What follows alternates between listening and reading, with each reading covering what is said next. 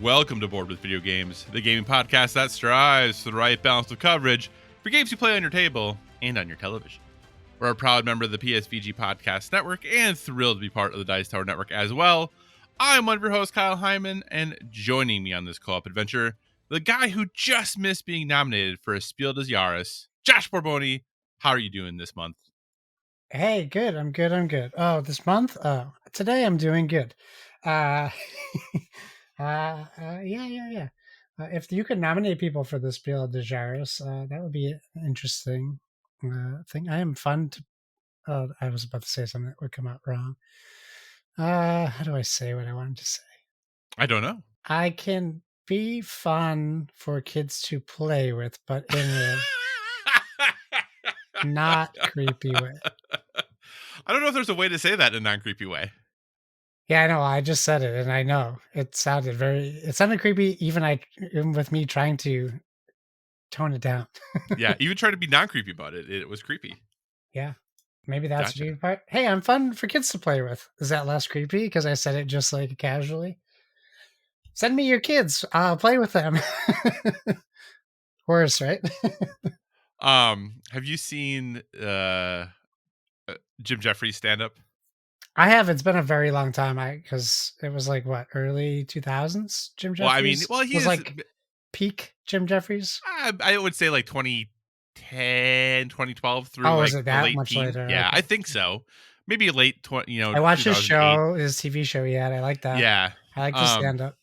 He does a bit about how when he had his kid, that he always thought it was really weird when they would bring he would bring his kid to kind of like their daycare, because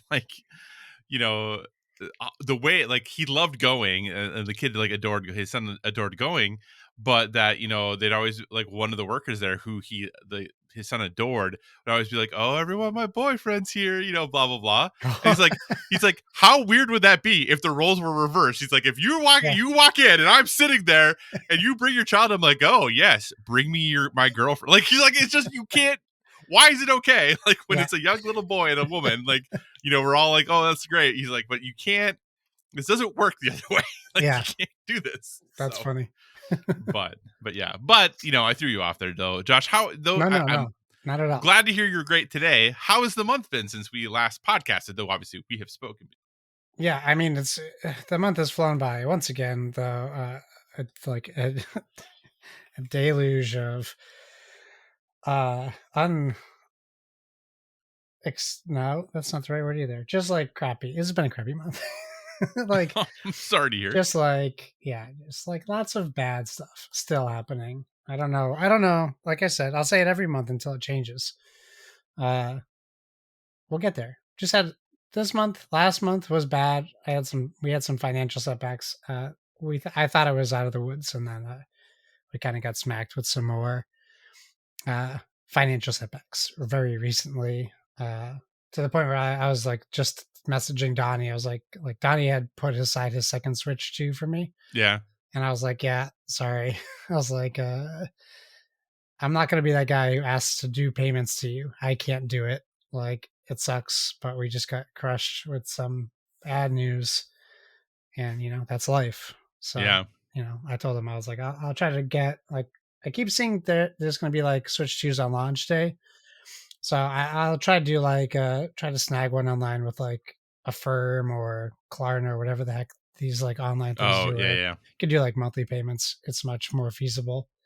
And then if I miss a payment, it's missing it to like Amazon or Walmart, not to Donnie. So like I feel better about it. Yeah. But yeah, just one of those things. I felt like, it's one of those mistakes you make as a parent, like telling your kid to get excited for something. Mm-hmm. And then now having to tell them like, hey, that's not like I could live without the Switch 2 for months, right? It would be fine. Telling my kid he's going to have one before we go to the beach and to be able to bring on vacation and all that. That was like, that was tough. That's a tough thing to do, but that's a life too. So that's a lesson learned. Don't tell your kids until they have it in their hand. Yeah, yeah, I can see that for sure. So I'm Yeah, sorry to hear that, sir. that's okay. That's okay. It's just a game console. Really, it's all the other things that are worse than that. So that's just a side effect of the bad things. But that's fine. You know, we'll get through it. Just another hardship, but it's Yeah. okay. How has your May been? Well, it's had highs and lows. Highs being I graduated, so that's great. So that's That's a pretty pretty exciting. big high. Yeah. Lows being, I sit here now with one less appendix than last time we podcasted. Like right So after we recorded last. yeah, it was like it was actually the Tuesday the podcast came out. I had to have an emergency appendectomy. So that was cool. So it's been about like a month since that happened. So that was kind of neat. Um Still, and actually oddly enough, because I was thinking about because I knew that typically PlayStation does like their um state of, well, not state of play, but their days of play. That's what it's called, like their promotion Oh right, yeah. in early June. And I was like, maybe there'll be a deal on a PSVR 2 that I might finally jump in. There's some games on there that I want to play. And I was thinking about that, or maybe talking to Kevin about maybe buying his Oculus. Quest 2 or Quest 3 or whichever he has. That I know he has an extra. And He has a I three. was Yeah. like, yeah. So I was like, well, we'll see. Maybe I'm going to do one of those. Well, you know, now I have this surgery bill that I know insurance is going to cover some of it, but I don't know how much I insurance is hope it going to covers cover. all of it. Well, it definitely will not be all of it. That I Well, know for you know what I certain. mean. Like it should cover 90% of it. I would hope for you, but yeah, Well, I right, know it's but scary, like with the cost. yeah, so it's more like, well, we'll wait and see like what that bill comes in at, and it'll be fine in the end. But yeah, so that's where I was like, well, we'll see. I still haven't gotten the bill. Yeah. Um, so you know, Doesn't that having to go to the stink? doctor. They're like they're just holding on to that, waiting. You're like this. It's for any company who does this, hospitals or whatever. You know that you have to pay something, and they know that you know, but they're just like waiting to send it to you for Right. whatever reason it is. Well, and what's so weird about this too is like I don't even know how to ballpark. Like, I mean, not my specific expense, but like the total cost of this surgery. Since Yeah, like I don't even know how to ballpark it. Like, I have no frame of reference for how much this should cost. you can't Google it because everyone's insurance is different, and every Right, state is and different, and every and everyone's hospital's different. situation, yeah, and everyone's situation with it is different. And like mine, I like caught really early, so there was no complications at all. So it went like as smoothly as it could. But like, I just, yeah, I did a little googling, and like I've seen like people being like, oh, it's a couple $1,000s. The people being it's like $15,000, and I'm like, well, those seem like two very different numbers, like so. So we'll see. So that's where I was like, well, we'll just wait and see kind of how all of that goes and what happens there and what, so but yeah, so, and what gets weird too is that um my insurance, which overall I have the fact that like insurance is tied to your job is just ridiculous. But I have pretty good insurance overall since I'm a state employee, but like, man, it just there's things that sometimes like I just don't understand. And when I call them to help them like explain like why is this covered but this not, or why was this applied towards like this area but not this area, like they can't even answer the questions. Yeah, They're like, well, just because. It's like, well, right, but because why? Like last time I got this thing, it went to this area, but now this time that I got it, it went to this area. Why? Why is right. it different this time? Like, what is now different about this? And of course, it changes the amount that I have to pay. Yeah, So I'm like, if there's a reason it needs to be different, that's fine. Just tell me what that reason is. No one can tell me. So, that's why I'm just a little uncertain so about it, but we'll see. Like I said, just gonna wait. We'll see what happens. Um, but yeah, just not fun to, have unexpected expenses suddenly being like, hey, here's this. Because now, Josh, there's also all these darn video games that I want to play and all these Kickstarters I was going to back, which I'm now just like not doing, which maybe it'll be better. Maybe this is just a way for me to learn better fiscal management. Who can say? translation. Not don't have fun because you have to pay for not fun things. Right. That's exactly right. Like, Just oh, don't have I can't fun. have fun. I have Yeah, to suffer. absolutely. But um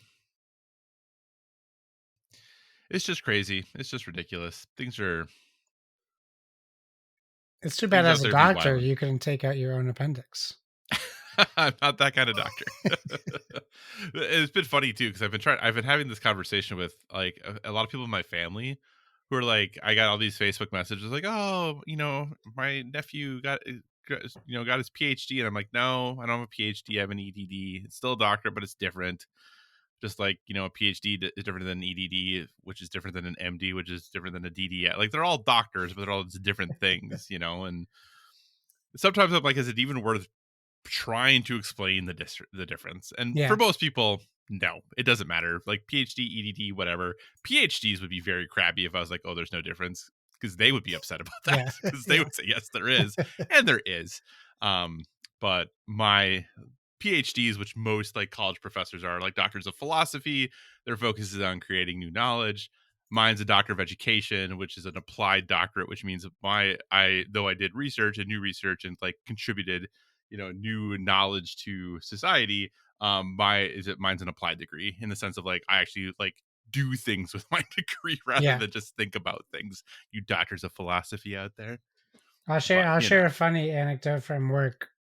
Speaking of like of that kind of stuff, and I don't. I shared this with my friend group, and I thought it was kind of funny. This I got promoted again this month, so it's my second promotion in as many months, and yeah, uh, I the only time I ever go on LinkedIn is to like update my job, so I get good recruiters looking to hire me for the right things. yeah, Uh, and so that was like a week and a half ago, a week and a half ago. So I posted my promotion on that thing, my new title, and I got like 4 replies from friends, a lot of engagements, but like 4 comments. And the 4th comment was from my job. So I looked at it. I have it on my phone just so I have it verbatim. I thought it was funny. I showed it to the director at my building, and he didn't think it was funny. Uh, oh gosh, okay. he thought it was embarrassing. I was trying to cheer him up on Friday morning. He was like, "That's embarrassing. That's not funny." So I posted, and then my company says, "Welcome to Mevion, Joshua." And I wrote, "I've been here for 3 years, but thanks." And my boss did not think that was funny. Oh man. He's like, Oh. he's like, I hope that's an automatic reply. I was like, I don't think they do that for LinkedIn. I don't think it was an automatic reply. Yeah. So they really appreciate my work there. But they must to a degree. I mean, look at all the promotions now. Yeah. Well, the first one was to keep me from leaving, and then this one was the real promotion. But still, that's it. Yeah. That's I mean, great. I'll take That's it. I'll impressive. take it. Absolutely. I always tell myself I should go update my LinkedIn. I haven't updated my LinkedIn since 2015, That means you get maybe. good job security. You don't need to be worried about looking for Oh no, another job. I've changed multiple jobs. I don't Yeah. even know the state I lived in at that time. Like, I mean, yeah, it's so bad. I probably should update that. I It's don't the even know if new I could update Facebook, it. Kyle. All the people are on it. Yeah. Oh yeah, Facebook, It's which I so haven't weird. posted. Like literally LinkedIn. You go into LinkedIn, and I'm seeing like people posting like social and political things. I'm like, what is Hmm. happening? This is supposed to be for jobs. Yeah, one of my favorite subreddits is LinkedIn Lunatics. I absolutely love that subreddit. It's so good. So yeah. But hey, should we do a podcast about games now that we're about 15 minutes in? Well, yeah, we're like a half an hour. All Yeah. right.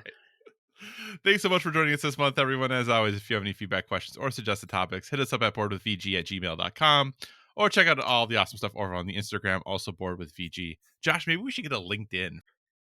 Ooh, we could do that. That's a better social media platform, I think, than what's available. We're proud to be part of the Place of Video Games podcast family, and we encourage you to check out all the shows like the PSVG podcast, the Nintendo Shack, PSXP, and the occasional Sweet Hangs. You never know when a new show might pop up, so be sure to stay tuned to all of your favorite PSVG podcasts to stay up to date. We're also a member of the Dice Tower Podcast Network, so if you enjoy our conversations about board games and would like to dive deeper into that world, we encourage you to check out the Dice Tower Podcast archive, as well as all the other members of the network. No matter what type of board games you enjoy, there's a podcast on the network that's right for you. So with that, we'll start things off as we typically do, talking about what we've been playing. Josh, sir, what have you been playing in the last month?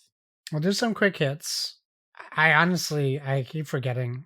I don't know why I forget we are doing it monthly. I should know this by now. But I don't really like dig deep into my like whatever I've been playing for the past month. It's like, hey, what have I been playing recently? So if I miss some things, apologies if I've played games with other people that I don't listen here. I'll put Helldivers 2 and Baldur's Gate 3. These are both games I've been playing with Kyle. Helldivers 2, we jumped in on Thursday with Lucas and we did the new Super Earth missions, which was a ton of fun. Yeah. Um, and Kyle and I have been chugging away at Baldur's Gate 3. I'm still trying to figure out if Kyle enjoys playing it. I think he does. Oh, I really enjoy it, Josh. I Good, really, really good. enjoy Baldur's I Gate hope you 3. do because I really enjoy playing it. I know that you get worried about a slow pace, but it is a slow paced game. Um, but we in our game we have just kind of resolved the first big area of the game, which is the druid tiefling encampment. We just resolved that, and we're about to move on past that. And yeah, besides Kyle looting a corpse early on, we haven't really had any setbacks. It's been pretty smooth, I think. That was pretty funny. It was pretty funny for me to watch that happen. I didn't even see it happen. I just saw us getting attacked and then realized what happened because that's My what bad, happened my to me the bad. first time I played that area. Uh, I appreciate too, like no heads up, no warning given, no no, you gotta suggestion of like, feel it hey. through. You gotta feel it through. Baldur's Gate 3 is about making mistakes, and that is undeniable. um, yeah, so I've been having a blast. If I to be honest, like it brings me great joy to play Baldur's Gate 3. I feel like silly that it took me this long to get there, but Yeah. I think for me, I didn't love it as much playing solo, but playing with you and playing with my buddy Joe, like they are like peak gaming moments for me. Like that's so much fun. It is Uh, really great. And I think part of the reason I was so hesitant was, we had tried, mm, Divinity 2. yeah, Divinity Original Sin 2 and got our booties kicked. Yeah, So I was like, well, that didn't go really well. Same developers. I can't imagine this is going to go well. But so far, the onboarding has been much smoother. There is still obviously a lot going on, but I feel like I have a chance at least. Where in Divinity, I was like, man, we are getting absolutely destroyed in every fight. yeah. It was And brutal. yeah, but here much smoother. Still some not great rolls happening from time to time, but overall progress being made and not feeling completely outclassed, which is kind of nice. So Yeah, yeah, it's great. I'm loving it. I'm also playing a game called Conquest Dark, which is a 3D dungeon. Well, it's like a Diablo version of Vampire Survivors. I've tried other versions of games like that, like trying to find like the 3D version of like a Vampire Survivors. Oh, I guess when I say 3D, I mean like 3D modeled, like like Diablo style characters. This one is more similar to Warriors Abyss. In this game, you just have a pretty tight circle that you're in while you're doing this. But it's the same idea, just waves of bad guys coming at you. It's like $8 on Steam. The streamer I watched, Bruce Green, was playing it, and it caught my attention. I was like, "Oh, this will be a great Steam Deck game uh, to sit in bed and play like a couple runs." And it is. It's a lot of fun. It's challenging. There's some interesting bosses, and there's some there's different builds. There's a funny thing about the characters when you pick them; they're all naked usually, hmm. and there's definitely some real life inspirations taken for the male Oh, gotcha. characters. Just very pixely, but it's fun. Easy play, like it's like, hey, I don't want to go to bed yet. I got a half an hour. Do 2 runs of Conquest Dark and go to bed. So I am looking at this. This looks cool as heck. Mm-hmm. And it's made by a solo developer, Yeah. Yep. which is really cool. That looks really neat. Awesome. Very Yeah. cool. Check it out if you're interested in games like that. It's so far it's pretty good. And even I would say I've already got my money's worth out of it. So even if I drop off of it, it's been worth it. So that's been a lot of fun. Uh, what do I want to talk about first? Okay, Dead Cells the board game. Dead Cells Yeah. the board game. There's so much happening in this game. I can't really describe everything to you. I'll say this. It took us like 2 hours to set the whole game up, unpunch it, all that kind of stuff. And then learn the rules. But this is one of those games. This is one of those great games where you did all the hard work to learn the rules, and now it's Hmm. going to be super easy to teach because it's not crazy complicated. And it's going to be challenging for people who might be interested because it is like, in my estimation, the first like roguelite board game. Maybe Darkest Dungeon is. I haven't played Hmm. that yet though. It really captures the feeling of the game. When you set the game up, you have these deck boxes that you put the biomes in. So you start in the prisoner's quarters, just like the video game, and you can play up to 4 headless soldiers. I think they're called headless, unknown, something like that. But you play these 4 characters. They each have their own abilities, and you each have a board, like one of those boards with like the cutouts inside, where you can like drop your tokens in to move them along.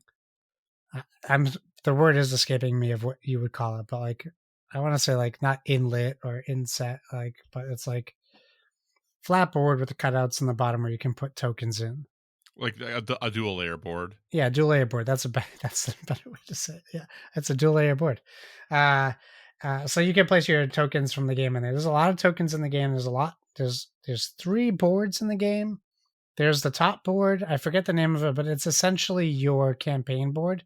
So as you're unlocking things, this is where they stay, and they have like a really tight like half sleeves on them, so you can put your cards in that you're unlocking. So you fold the board up at the end of the game. And when you start your next game, whether you start with the same amount of players or more or less, all your stuff saves because you play cooperatively. The challenge of playing cooperatively in Dead Cells is a game that is designed to kill you. If one person in your team dies, the whole team fails to run. Oh, rough. Yeah. Um, and that's basically it's a dungeon crawler, right? You start on the main board, you set up your tiles. They're placed face down, so you don't know what you're getting into necessarily. As you play Hmm. through the board, you fight monsters. You meet there's merchants. There's treasures. There's runes that you have to unlock where you can't get to yet. And then there's boss fights. We did not get to a boss fight yet because if you've played Dead Cells, like if you're lucky enough to get to the boss in your first couple playthroughs, you're going to get obliterated because the game works that you are as like you're trying to build your character up. So every time you die, you are essentially having the potential to become stronger the next run. More items, more equipment, whatnot. So it kind of plays like that. I'm not doing a great job of explaining the game, but it definitely plays very similar to how you would imagine a board game of the video game would. Gotcha. Um, and yeah, you do group decisions like, hey, we'll go say for a monster fight example. There's 3 phases, and on your card you have a hand of 3 cards, and you can only play 1 card per encounter. And on the card there's 3 stages, 1, 2, and 3. Those are your levels. The bad guys also have those. A lot of your cards have blanks on them. So there's attack, there's defense, there's heal, there's I'll call it use ability. I don't, Hmm. for lack of the word. And you can use like the character I played. His ability was gain shield, Mm. so I was able to gain shield. Um, so as you play through, you do your encounters, you fight your bosses, your bad guys. They do their turns, you do your turns, etc. You take damage, they take damage. if you're able to kill them, you can get what they drop. But a combat doesn't have to end in defeating anybody. You just have to survive it. Hmm. So you don't necessarily have to defeat every bad guy. And as the round ends, they just go to the discard pile. Um, we played like 4 or 5 runs. We got to 3 different biomes. We get to the sewers. We get to ramparts. Um, and it was a ton of fun. Like it really felt really good. There was one run we died like the very first encounter, but Okay. luckily it was like our 4th run, and I made the joke. I was like, imagine this was happened to us on our first run, we wouldn't want to play this game anymore. Uh, Right. so it's challenging. It's super beautiful. The Yeah. cards are really cool. There's a lot of cards. There's a lot of tokens. Um, but it's very fun, very unique. I haven't played a game like it's probably closest comparison is Gloomhaven, but not as intense as Gloomhaven is. And it's something I feel like we could just teach to anybody. So the next time we play, we can have a 4th, or we can have 3 new people. It was a lot of fun, and I'm very happy I backed that one. Yeah, Um. it was great. So obviously, Dead Cells was crushed it on the Kickstarter campaign, as you mentioned. Yeah. Um. If you go buy it in retail right now, because it is actually in stores now, Oh, good. or hobby websites, so like Miniature Market has it. Yeah. It is $90. Okay. Yeah. Is it the Do you deluxe feel it's edition worth or the regular? $90? I This is it doesn't. Hmm. It If it doesn't was say on deluxe the edition, box. yes. Let me see. Because the quality is very high. Yeah, it's like $100 on Amazon, and it's not the deluxe edition, but I think maybe my deluxe edition was just the miniature. Like it comes with Okay. a pretty cool miniature. I'm looking at this here. Oh, and the tokens. No, I don't think. I think the game itself is very good. I think for $100, you want those bits, and that's tough. Like I would say, not worth $100 without all the bits. Gotcha. If you can Because score the that's the hard collector's part. edition, it's not worth $300 like I see on eBay right now. Yeah, because Dead Cells and then Slay the Spire are both like Hmm. supposed to be great board games, but both in that $90-$100 price range. That's just getting pretty tough to swallow. Grab it. But that doesn't mean they're not worth it. That's the hard part, right? $70. I think it's worth 70. Base. Okay. Like $100 is a bit.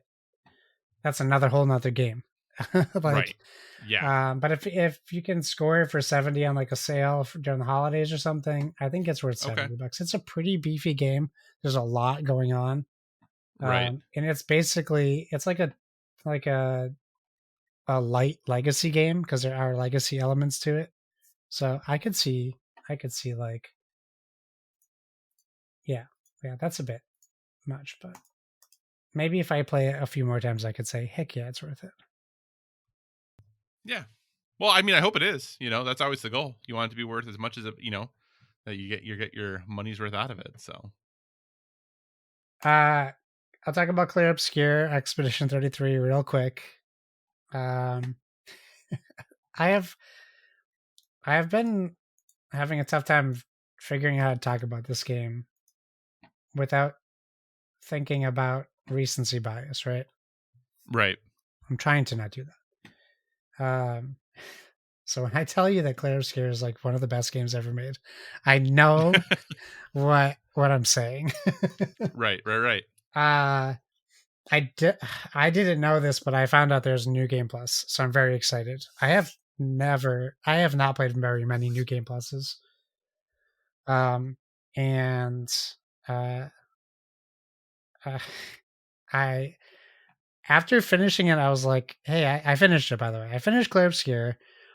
And then after I finished, I was like, I don't know what to play next. And now Right. I'm playing it again. And I was like, oh, it's gonna be this again. So it does the thing like a lot of RPGs do. When you finish it, you have your save point is saved from the point of no turning back. Hmm. So I finished it at 30 hours. Oh, okay. The game is 60 to fully complete. Right. So I know I missed a bunch of stuff. Yeah. So um, I was like, do I do New Game Plus or do I just go back to a point of no return and just leave and go back? So that's what I did recently. So I'm back Okay. in Clair Obscur. I went to point of no return. I went back. Now I'm exploring the map, finding bosses that I have no business still no business fighting. Right. Um, and it's like it's like it's like my own little video game of mystery boxes. I go to this place I Uh haven't huh. been to yet. Well, what's inside? Um, but I've been finding a lot of cool stuff still, and there's a lot more stuff ahead of me before I even consider doing New Game Plus. I think. Um, what am I? I keep messing with everything. My wife heard me talking about it, and she started asking me unprompted.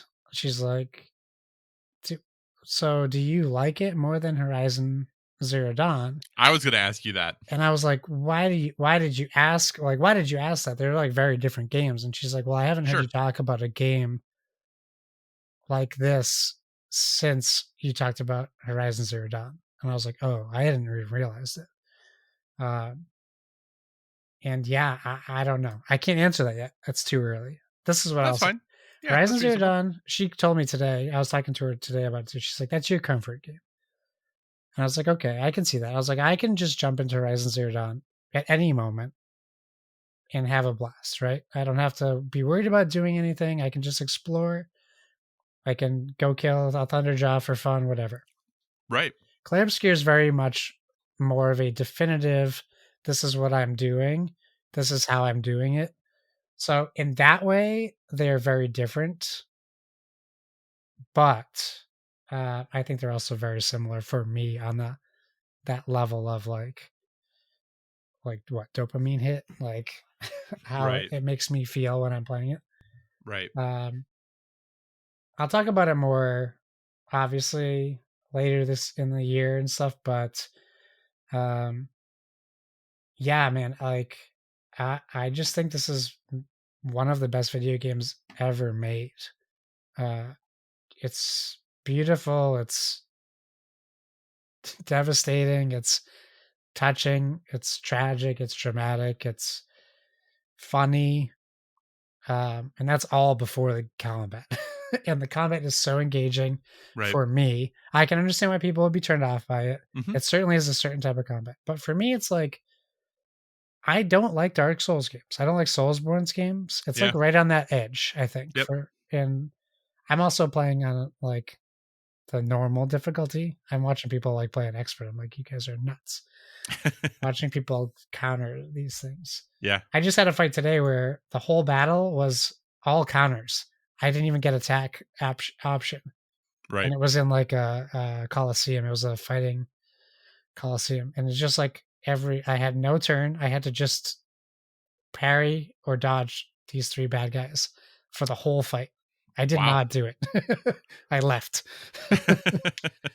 But yeah, I could talk for a long time about this game. I just think it's incredible. So I'll talk more about it in the future.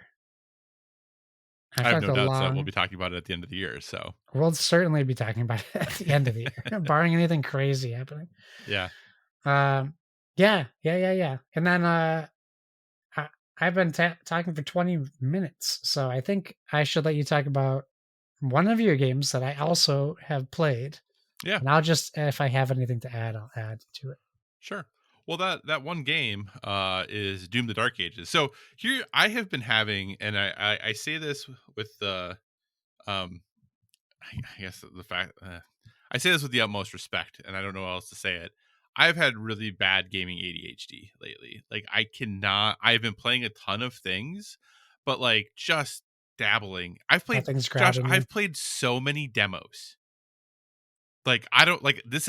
This is not me. Like I'm sure you could go back to like episodes like forever ago where Yeah, I would talk about how stupid demos were, and then I you didn't even need them. recommended a demo to me, I know, which I right? did Like try. I did play it. it was weird, right? It was interesting. Yeah, it was so weird. But I've been playing so many demos, like, just I just can't. I've been looking for this thing. But anyway, I'll talk about one demo that I played that Yeah. really, really resonated with me. Oh, But I'll good, talk good, about that good. in a second. But what I am going to talk about though is Doom: The Dark Ages. Yeah. So obviously the next iteration or the next installment in the Doom franchise came out this May, on Game Pass, on PlayStation, on PC. On PlayStation, even if Josh doesn't think they deserve it. But hey, they have to pay a ton of money for it, whereas those PC players and Game Pass Don't get me and Xbox started, players Kyle. It's early. get to play it on Game Pass.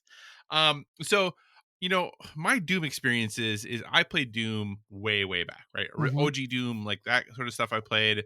I didn't. I very briefly dabbled in Doom 2016. Didn't play Doom Eternal at all. You may remember much earlier in the year, I was like, oh, maybe I want to try to. Really want to try to play both the Doom games. Yeah.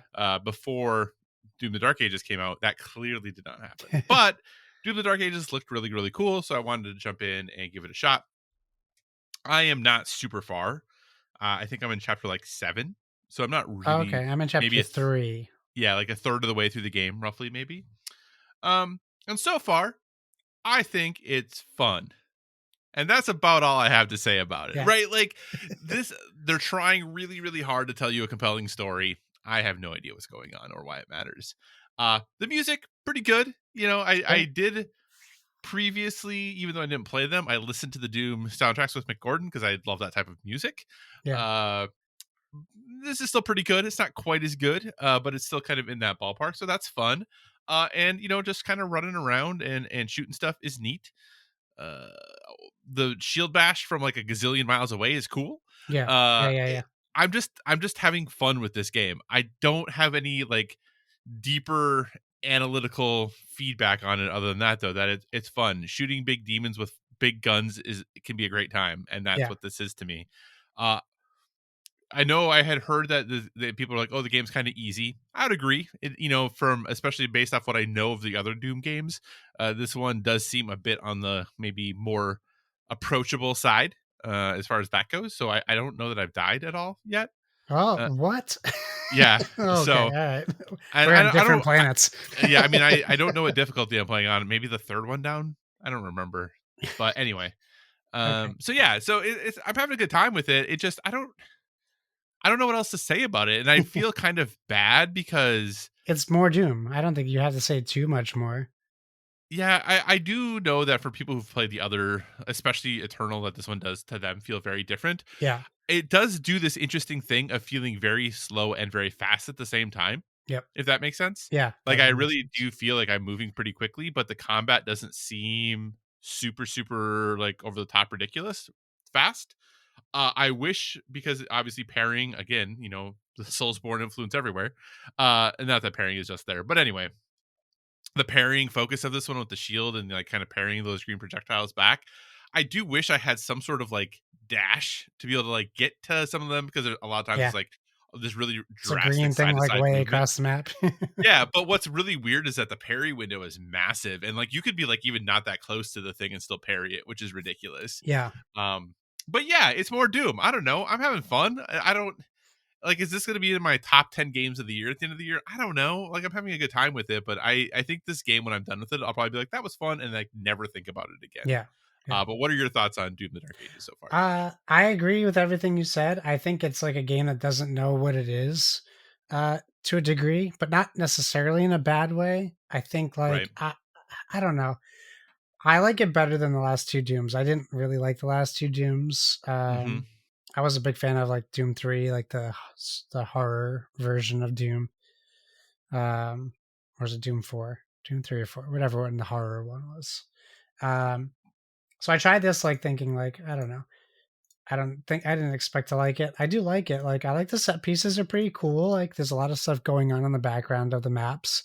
Mm-hmm. Um, but like I don't know that I feel like the game wants you to think it's a shooter, action shooter, but then it's like, oh, by the way, we're also a puzzle game. Like find this Yeah. key, find this, and like why at the end of the map at the end of the map they're like, yeah, by the way, like you got like 46% of all the things. You're like, oh come on, Yeah. man. Like so now I gotta spend my time like this isn't the kind of game I associate that with, which is, I guess, Right. fine. But like I play Doom, I want to go around shooting things. I don't want to find dolls. I don't need Hmm. to find like. I know that the blue key in Doom is important because you need to get through the blue door to progress in the Right. game. In Doom Dark Ages, it's like find the blue key to get armor. Oh, you already have armor? Sorry, you just spent 30 minutes sidetracking to find the blue key. I like the bad guys. They're innovative. I like how challenging they are. I like how if you don't pay attention, you could just turn around and there's a guy riding a giant beast right behind you while you're fighting another giant beast right in front of you. I do like that aspect of it. The parry's cool. I like it. It doesn't feel overused or too difficult. So I appreciate that about it. Um, but yeah, I actually like you said, I agree. It's just more Doom. It's more Doom. It's more shooting. It's fun, but it's not like calling me back constantly. Right. So I'm like, oh, okay, I'll play Doom if I have time, Yeah. And that's exactly a which is good. fine. Yeah. It's like, okay, if I have 20 minutes to dump into something, I'll get a little further in Doom. Yeah. Uh, I will say too that and I don't think this is a spoiler because it's in the trailers, but you know, dragons, mechs, like Yes. all this cool stuff. That stuff is way more simplistic than I thought it was going to be. Not It's that it's bad, right. but it is very straightforward. It's just like, Um, yeah, you're in a mech punch. You're yeah, like, okay, yeah. thanks. So, so yeah, so yeah, so that's Doom: The Dark Ages. I'll probably finish it. It's Yeah. not like more like just 'cause I 22 want to get it checked chapters. off. Yeah, so we'll get it done. We'll get it done. But there is one other game that I played. Speaking of demos, Yeah. that this is actually a demo that Josh has played, but he played it I think last year. Oh, interesting. Oh. Lost in And Random. this has now become, because it's coming out soon, I think later in June, and it has The now become 19th. honestly one of my most anticipated games. Okay. Is it what I'm thinking it is? What are you thinking it is? Is it Lost in Random too? It is Lost in Random: The Internal Yeah, Die. June Josh, 19th. this game is incredible. Isn't it awesome? It is so good. Yeah. So they finally dropped the demo on PlayStation. So I downloaded it. I was like, okay, Oh, Josh, you guys got something later than normal? we got something way late. It's just the demo, right? So this demo finally comes out. I'm like, okay, I know Josh loved this game. He played the demo, or he loved the demo he played. Let me give this a shot, right? So I jump in. I knew it was like kind of like their take on a Hades style Yeah. game. I have also downloaded. I bought because you had recommended the Teenage Mutant Ninja Turtles Splintered Fate. Splintered Fate. Thank you. And I played like a couple levels of that. And I had planned on continuing to play that because I'm enjoying that. That's fun too. Yeah. But I We could saw play this that and I was like, co-op too. we could play that. Um, so, but I was gonna play that, and then I saw this pop up on the store as an option. So I was like, well, similar style game. I know Josh really loved this, so I'll give it a shot. Josh, I am like all in on this game now. This Yeah. is so incredible. Obviously, Hades is Hades. I don't think anything's probably going to touch Hades other than maybe Hades 2. But this is probably one of the better, or maybe dare I say, from the little bit I've played, best kind of take on this of another approach to kind of the same thing of like this roguelite storytelling, power based, like getting upgrades and like unlocking things and getting more story as you go. Yeah. And just like with this randomness of that the die brings into it, where you pick up the die to throw it as an attack, and depending as how you're kind of upgrading your character, like depending like the number it lands on matters. Like it does something, but it might do something better if you're the randomness works out for you. I mean, it is, and the game just feels so good to play. Yep. Like the attack and like your movement, it just feels like smooth and buttery and crisp. And like anytime that I messed up, I was like, that was me. That was not the game. Like I'm the one who made the mistake there. There's like high risk, high reward. There's some puzzle rooms. So it's not just all fighting. It's like, oh, here's like this room you go into that all these things are happening that you have to dodge around to kind of get to the end to get your reward. That's kind of mixed in with the combat. Like I am very smitten with this, Josh. I was not expecting to be as into this game, and I didn't play the first one. Yeah. I have it, but I've never played it. Totally But now different I game really though. kind of want to. But I'm really, really looking forward to this game coming out in June. I'm stoked. I'm really looking forward to this. Yeah. Good. That's awesome. I'm glad to hear that. You should boot up the first game just to get some of the lore. Even if you don't finish it, I think like the first like half an hour gets you pretty good lore of the characters. Yeah, I definitely am missing some things. Yeah, You know, I'm like, okay, you clearly have met before. You clearly have had some sort of relationship. I don't exactly know what's going on, so I am going to download that and try to play that. But yeah, if you listener are into that action roguelite style game that Hades introduced that now so many people are trying to copy, I kind of feel like Hades likes and like say the Spire likes right like roguelike deck builders and yeah, or roguelike Hades like those I feel like are all the rage right now, which are fine because overall those tend to be really like fun, neat things and I enjoy them. But man, this take on it is very, very promising. So Lost in Random, The Eternal Die. yeah. I think it comes out June 21st, 24th, something like that. In Something like roughly the a end month of it June. comes Yeah. out. So cool. Well, and that's about it. Like I said, I have a whole bunch of other like I made the mistake of, God, Josh, I don't know why I downloaded and started playing Days Gone again, but Oh Josh, boy.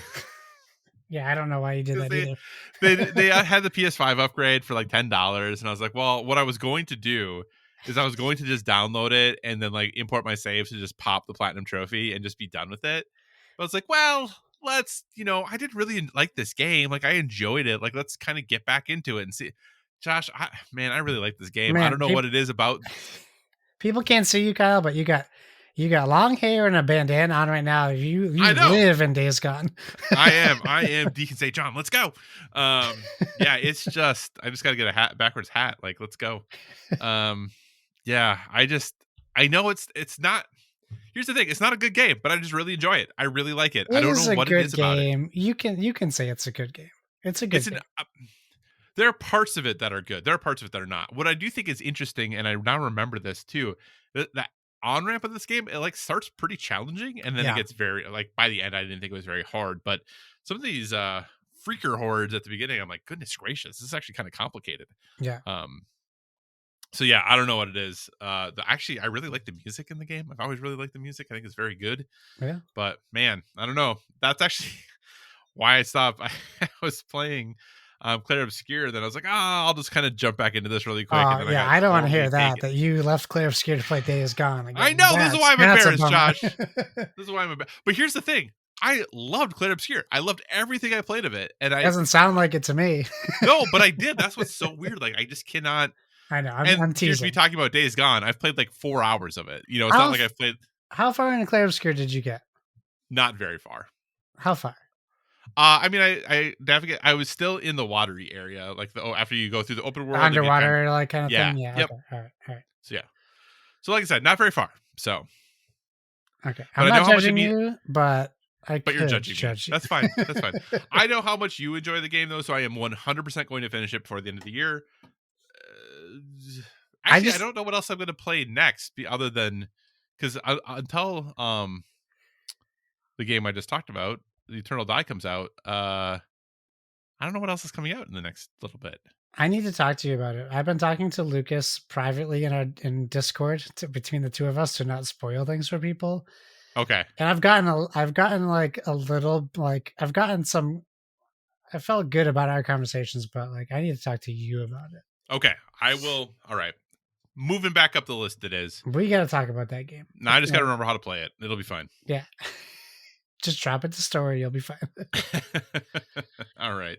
But man, I really am excited about Lost in Random the Eternal Yeah, Die. But that's anyway. a great demo. But like talking like what you're saying, like that demo really captures uh the what I'm assuming is the whole tone of Yeah. what that game is, but it really captures the tone of the first game, which is like considering it's a completely different type of game. I think that's pretty unique and pretty rare. So Yeah. I'm excited too to play it. Absolutely. All right. Well, hey, let's move on. We'll start talking about some topics of the show. Very briefly on the board game the board game side. The nominees for the Spiel des Jahres have been announced. So this is kind of really probably the largest award in board gaming. And then the winner will be announced on July 13th. But the nominees in each of the three categories were announced. So for the Spiel des Jahres, the three nominees are Flip 7, Crackle Oracle, and Bomb Busters. So those are the three for the Spiel des Jahres. For the Kenner Spiel, so this is going to be kind of like what is supposed to be the heavier game. but based off of these, I don't know if that's true anymore. Um, is Far Away, Loot, which How I many don't think is a O's? very, very heavy game at all. And Endeavor Deep Sea. So those are the three nominees for the Kenner Spiel. And actually, Far Away, I think, is even lighter than Loot. So I don't even know why I'm saying that necessarily.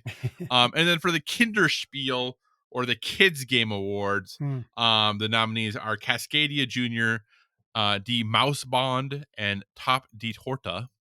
So those are the nominees there. So um, obviously, Top the Torta, top the cake, I'm guessing, if I think. So Anyway, another Wolfgang game. yeah. So Josh, obviously the Spiel des Jahres and the Kenner Spiel are the ones that are a little more up our alley. Between Flip 7, Crackle or Rackle, I don't even know if that's how, I think it's actually like Crackle Oracle, but I like Crackle or Oracle? Rackle better. Um, and Bomb Busters, any of those that you are specifically interested in or think has a good shot at taking it? What are your thoughts on seeing these nominees? I like the art for Bombusters. I've only heard like gossip about Flip 7. So I've heard that it's very good. Uh, so I guess I would lean towards that, but I think Bombusters looks really cool.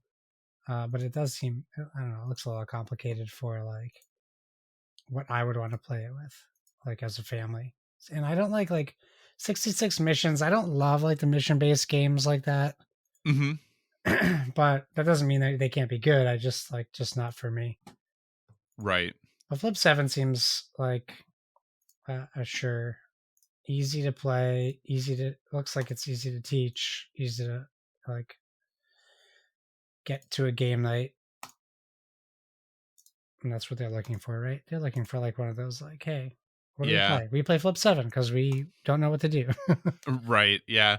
I mean, Flip 7, I feel like Bomb Busters might have a good shot. Bomb Busters is pretty big with at least the kind of online board game community with, Yeah, influencers and those things. So we'll see if that does anything. For Crackle, I don't know. This game I had never heard of. yeah, Um and it looks really interesting and looking at it. I'm kind of surprised that this got nominated, but it does seem very unique in what you're doing in it. So it wouldn't surprise me, I guess, if this took it, but I would be pretty surprised if that one won. I feel like Flip 7 or Bomb Busters definitely has the inside track, yeah. but I feel like Bomb Busters seems to be maybe the one I think would um, have the best chance. For the Kenner Spiel, then, Josh, between the three nominees, Far Away, Loot, which is Mm. just Loot with three O's, and Endeavor Deep Sea. Anything there that kind of tickles your fancy or you think you might have the inside track? I like the look of loot. I like the set, like how the board looks and the setup.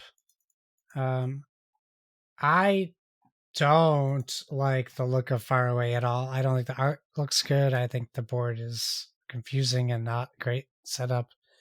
Right. I call it board loosely or board. Um, I think probably Endeavor is more interesting to me. I like the Mm-hmm. theme. I think that the art looks great. I know like this is like the second Endeavor game, right? Yeah, I Or think third so. maybe. Maybe even the third. Yeah. But I like the look of it. It does seem very heavy though. For me, I know that's not saying much, but it does seem like heavy for me. Because there's a lot of like small, like I don't love the small card games, right? I don't like these games where the cards are the size of the palm of your hand. Right. Um, I understand that they need to do that to make games work, but I love the art for this one, so I think I would lean towards Endeavor. Yeah. I mean, Endeavor is what I would like to see win. I'm just kind of surprised that Far Away is in the Kennerspiel category because Far Away seems much more like just a Spiel des Jahres nominee to me than a Kennerspiel nomination. I know that people who like Loot really like Loot, but for me, Endeavor Deep Sea is the one that I would definitely be most interested in playing. It's a re-implementation of, I think, gosh, there was an Endeavor Age of Sail, an Endeavor that came out like well before that. So, Endeavor's been that, at least kind of how you play, has been around for a while. But yeah, Endeavor Deep Sea, definitely a game I have had my eye on previously, have not picked up ever, but something I'm very, very interested in playing. So hopefully, that takes it. But if not, I guess maybe I'll have to kind of pay more attention to Loot or Far Away than I have been. because they both have kind of just slid off my radar. They were there, but yeah, I don't know. Seems a little iffy to me as far as that goes. Yeah. So we'll see. Like I said, those the winner will be announced in July. And in Germany at least, the Spiel des Jahres is a very, very big deal. Yeah. Um, Hundreds of thousands of sales just from winning the Spiel des Jahres for those games in Germany. So it is a big deal for them. So good luck to all the nominators or all those The nominated. nominators, don't give them luck. No luck for them, just to those that were nominated. Um, the only other thing I was going to talk about, or I was going to start talking about, like price changes to board games. Yeah. But basically, it's just that everything has gone up. Like, there's not really like anything else to talk about than that. If you go to like, especially like ICV2 is the one who's been covering it the most, but even Board Game Wire, everything is just about, hey, all these places increase their prices. Yeah. That is like the stories. So unsurprising, probably as far as that goes. I don't know that there's much more to say about that. That board games are getting expensive. So, Yeah. but what I did want to talk about, Josh, is board gaming seems to go through these phases where certain types of games get very, very popular. Roll and rights, had their time. Trick taking games had their time. Cooperative games seem to have their time. But right now, Josh, we seem to be in the era. Some of those definitely are still around, but I think dual games, whether it be DUAL or DUEL, either option, really do seem to be kind of what everyone's doing, right? Every game that comes out seems like it gets its dual version of it, Yeah. right? Like where it's just a two-player only or two-player focused version of the game. So with that, Josh, I wanted to say, hey, what games right now would you like to see a dual version of? Specifically, if you think about, I know we talk about how sometimes it's really challenging for you to get games to the table. So, Mm-hmm. are there things that if there was a dual version of that you think that maybe your wife would want to play with you, or is there a game that just you really enjoy that you were like, hey, if I could get one other person, I'd really love to play a dual version of this game. Yeah. And then also we'll test to see if that actually already exists because for some of It mine, might. I think there might be one. I don't even know. So, Yeah. I know like Flamecraft Duel just came out too. So like and that's it's actually what happening. spurred this is because I was Yeah. going to back Flamecraft Duel, and then I was like, I got to figure out how much the surgery was. So we'll wait. Yeah, We're I not gonna pull almost the backed it trigger. also. I think honestly, the first thing that comes to mind when you talked about this is not something that I would want to play with my wife because she probably wouldn't want to play with me. Mm-hmm. I think I would love to. I would love to see a dual pandemic where it's two players. One is person's the virus, one person is the people, and it's a legacy game. So Oh, you play, it's not like you're not going to just simply eradicate people or eradicate a virus in one play.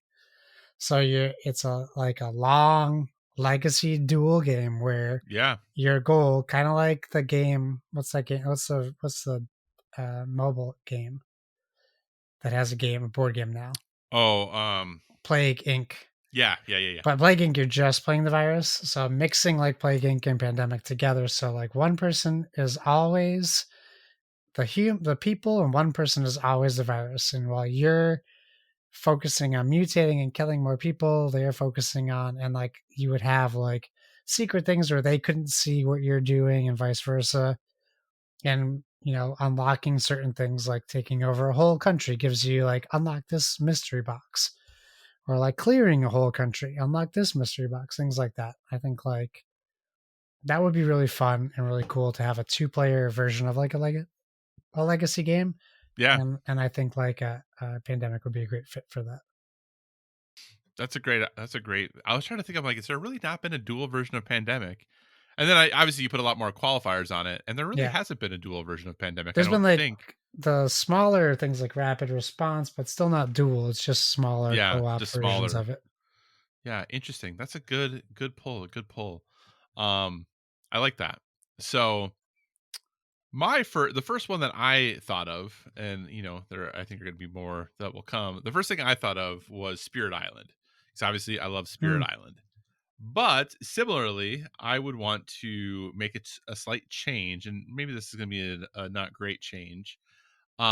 the change I would want to make is I would, similarly to your situation, would want to make one person playing the spirits and one Yeah, person then playing the settlers. conquistadors. Yeah, or whatever you want to call it. Because I think that would be an interesting take on that, and I think then you still could maintain the faction identity that is so big in Spirit Island. Is that you could have obviously the spirits that you play, but then you could have like different factions of conquerors or whatever you want to try to call them to you know signify exactly what they are. Yeah, You could do something like that, and I think that would make a interesting take. And what also would be nice is it'd be a way for you to make the game still really challenging. Like that's you could easily do that, and you could probably even balance the game differently. That where you could give certain abilities only to certain groups, or potentially like trying to think of how to say this, like you could almost like in golf where it's like, hey, this person gets like gets a certain number of strokes because they're just not as good at it.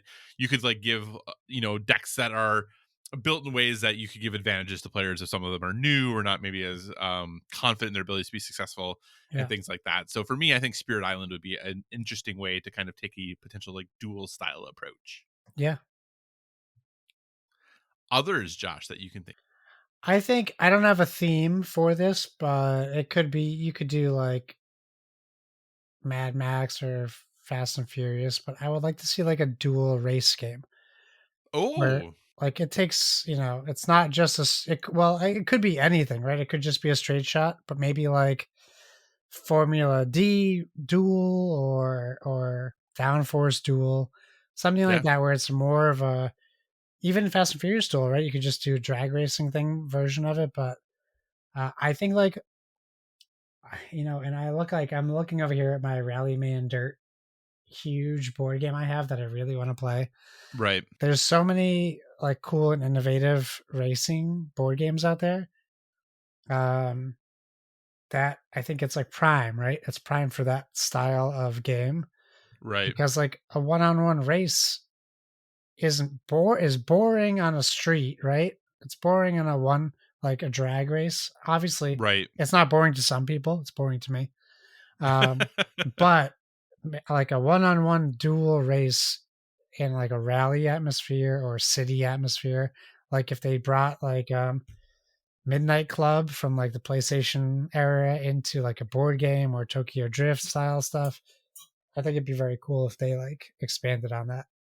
And then you like thinking of like future versions, like you can expand like, with like, hey, Cyberpunk version, Fast and Furious version, Oh, yeah. like all these like things that have cars associated with them. I think could be really cool. I would be interested in checking something out like that. That sounds very cool. Another one for me, and what this is a little bit, I don't know the best answer to this just because this game plays best at two anyway. Yeah. So I don't know, but I feel like maybe there's some things that could happen to make it play um, a little cleaner because this game is very fiddly, and that's Five Tribes. Okay. So Five Tribes, 2 to 4 player game. I think it does play very, very well at two as is, but that game setup is very fiddly. So I think if you like kind of remove the need for additional players, I think you could potentially streamline the game to make it one that is easier to get to the table. The setup and the takedown and all that are just a little bit easier to do. So people might enjoy or get it to the table a little bit more often. I don't know that you would need to necessarily change a ton as far as like the gameplay or the things that you're doing in the game. I don't even really know if you'd that I'd want them to do that, but I do think that potentially, like I said, just kind of um, streamlining a few of the aspects a little bit so that's a little cleaner. Since it plays really good at two anyway, is something that I would enjoy. So yeah. Any other games, Josh? You think you would like to see done as a duel? I don't have a specific game, but I do have like inspiration from games Oh, that I think okay. could be cool. So like thinking of like the Blueprints video game and thinking about like Mm-hmm. Betrayal and Castles of Mad King Ludwig. I think like a game where you take that tile exploration element and you put a like center point in the game where everyone has to get to or two people have to get to, Sure. but their movements are limited based off of the rooms they can build to get to that middle area. Oh, yeah, yeah, yeah. Where like the first player to get there would win, or like nobody wins, kind of thing. Like, and blueprints is like get to the antechamber. So like 2-player game, like you put like get to this room. Each player starts on the opposite ends of either this house or this board or this castle or this whatever wasteland, and you're drafting tiles to best get to that spot. So like maybe like an amalgamation of like all those games together. Sure, absolutely. No, I like that idea a lot. I like that a lot. For me, the other big one that came to mind was I haven't talked about it in a while. I think I've mentioned on the podcast before, but a game called Trois. Yes, you have mentioned it before. Yeah, so Trois is a pretty heavy Euro. It's one of those games that just plays really well at 3 players. And as a result, I don't play it very often. So I think if there was a way that it could Yeah. be tweaked or adjusted to really kind of sing at 2, I think that'd be really neat. Like I said, it's a game I enjoy. It's a game that my partner really, really likes. So I think if there's a way to maybe make that a little more accessible at 2 players, it would be appreciated. The only other thing I thought of, and I know that this might be disgraceful to even say for some people, uh, Final Girl is obviously a Oh, brilliant solo yes. game, Yeah. right? But I think if you had someone playing the killer, That would be I awesome. think Yeah. that might be really fun. Yeah. So I think let Final Girl be Final Girl. But I do think if there was a way to make a kind of versus mode for that, I think that might be pretty neat. So, Yeah, for sure. any other games you'd want to say, Josh? No, I think that we got a good list going. Gotcha. All right. Well, with that, then we're gonna move on to some video game things. And Josh, it's been a weird month of video game Sure. stuff. But let's talk about the things that make you most happy. And that's all the games that Oh, Xbox is bringing to I PlayStation. was gonna say you're not about to do that. So, as you know, listener, you may know, Josh is thrilled that PlayStation gamers, are playing Indiana Jones and The Great Circle, that they're playing Forza Horizon 5. He thinks that they definitely deserve those things. I couldn't be more Um, happy for all those PlayStation people. and it has recently been announced that Senua Saga Hellblade 2 will be coming to PlayStation this summer, and Gears of War will be coming to PlayStation in August. Josh, what is your thoughts on all these Xbox games coming on over to PlayStation? How are you feeling, sir? Well, I don't know what to say anymore, if I'm being honest. No, that's fine. That's okay. That's okay. Yeah. There's a world I live in our Discord, which is 50% joking, 50% serious. Yeah, yeah, yeah.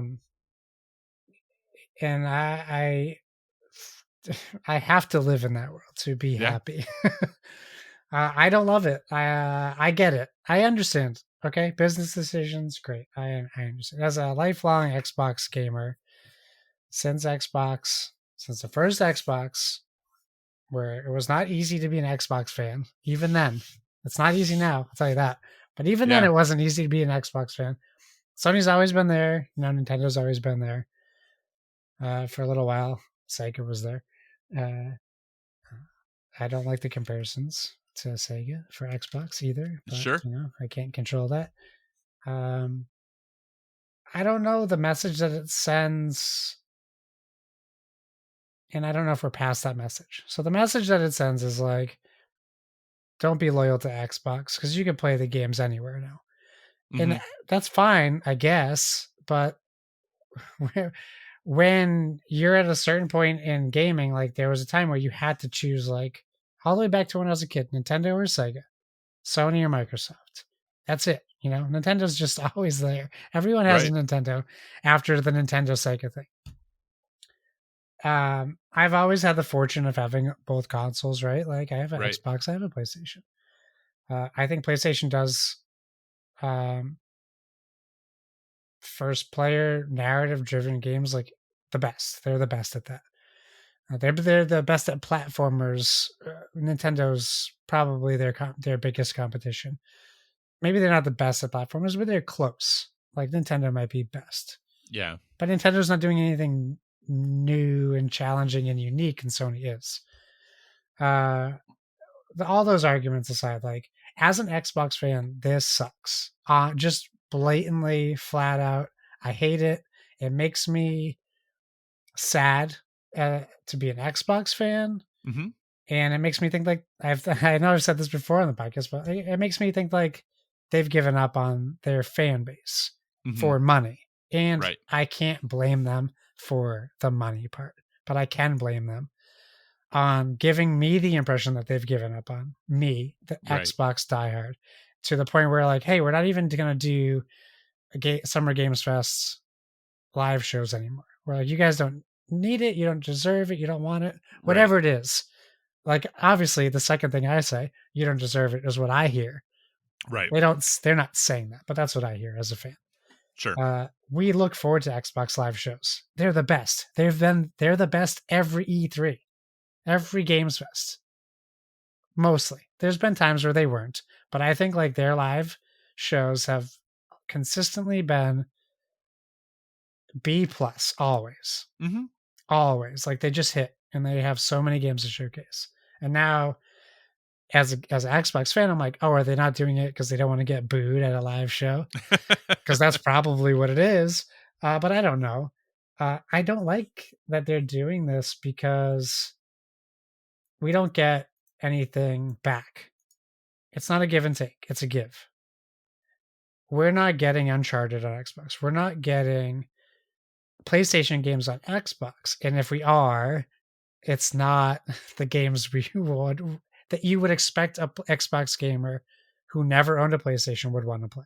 Hmm. But PlayStation, they're getting the games that a PlayStation gamer who never owned an Xbox would want to play. Minus Halo. Do we want to play Halo still? No. Xbox gamers don't want to play Halo anymore. But you're getting like Hey, I know Forza's not for everybody, right? But but it's arguably the best racing game on the market, sure. Yeah, absolutely. right? It's up there for Indiana sure. Jones, it's not maybe it's not gonna come out winning awards, but it is like again, inarguably like a incredible Indiana Jones story Yeah. told via video game. Yeah. Senua's Hellblade period is an incredible narrative driven story. They were like, here, let's give it to PlayStation because they know how to do narrative games, I guess. I don't know. Like I mean, the Xbox first one was a keeps PlayStation something. exclusive originally, so you know. Was it? The Yeah, Hellblade the was? first Hellblade was a Oh, how PlayStation did I exclusive for forget like a that? I year. thought it was Xbox exclusive. No. Well, that makes more sense then. But like in Gears of War, like I think we talked like a couple months ago about like what I thought if Gears of War came to PlayStation. I thought that was like game over. Like you don't do that. That's your bread and butter. And you can correct me if I'm wrong, but it sounds like this version, this reloaded version, isn't coming out on Xbox. Just PC and PlayStation. No, it is. Is it? Because I thought it was just. Oh, it is Xbox. Okay, I see it down here. Yeah. Cuz yeah, Originally, when so it came out, I didn't see that it was for Xbox, and I got more mad. yeah, no, it definitely is. And you in fact, if you own the ultimate edition, you Yeah, get this for free. that's nice. We don't have to talk about Mortal Kombat One, who fumbled how to do that. Um, yeah, that's. I mean, all that being said, I know I'm probably making a bigger deal out of something that doesn't need it to be, but as an Xbox fan, like I don't know, it's just very disappointing. It's disappointing. Like there's no other way around that. So just because I do find this very interesting, is the fact that you get to play these on Game Pass, whereas the PlayStation people need to pay X amount of dollars for every one of these experiences, right? Yeah, Like PlayStation gamers, you know, who bought Forza, if they bought the fancy edition, they paid $100+ for a 4-year-old game, right. right? Like, is that not enough? Not for. I'm not getting anything from that. But in theory, though, right? You are getting the next Forza Horizon because they're making money off of the PlayStation gamer that goes back into their coffers Sure. for them to continue to develop games that you will get on Game Pass as the Xbox person. Yeah. Your $15, or $20 like Game Pass subscription is not covering the cost, right? It's the Well, 70, it's the $100 $30 I one. gave him to play it 5 days early. Well, yeah, but you didn't have to do that, Yeah, like no, you no, chose to I do that. didn't. But as an Xbox like fan and like a fan of Sure. that game, I Yeah. am doing that. Right. That's the disappointing part for me. Like Sure. every move they're making makes financial sense. I Yeah. understand that. Like I can't, I won't criticize them for wanting to make money, but Sony doesn't. Like my I guess my biggest gripe, it comes I think it becomes a little bit more petty if I think about it, but it's like, but what are they giving us? That's my bigger hang up is like, but what do we get? Like, why do this for a company that has like blatantly been fighting you for years?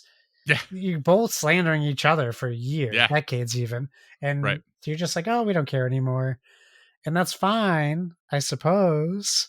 It's like getting over a grudge. Like somebody has to get over it, I guess. But I Yeah. don't know. Xbox I is just would being the bigger person. no, they're not. I would feel better about it. I do honestly think, even though I played every Uncharted, I would feel better about them putting Uncharted on Xbox. I think they'll be like, oh, okay, this makes like the partnership with Nintendo, Microsoft and Nintendo. They got a partnership. They got games on both consoles. I like that. It doesn't turn me off of the partnership. But and I'm not saying we got Mario on Xbox, but we have like games from Nintendo's library, not Nintendo first party. I'm trying to think what games that would even be.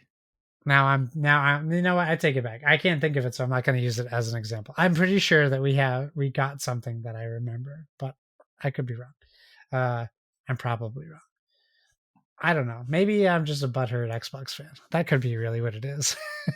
Well, but I don't think that obviously we get into console wars, yada yada yada, Yeah, right? But like, and we've talked about it before that when you, even though these are corporations who don't owe us, we don't owe them anything, right? yeah, And technically they don't owe us anything either. Like once we've paid for the service that they gave us, they really don't owe us anything else after that, right? Like, but there comes a time where you have been with or invested so much time and money into a thing, like it becomes part of your identity. It just yeah, does, right? And we can say all we want that, oh, you shouldn't do that or people shouldn't. That's way easy to say, and it's cool to be on your high horse and say those things to people.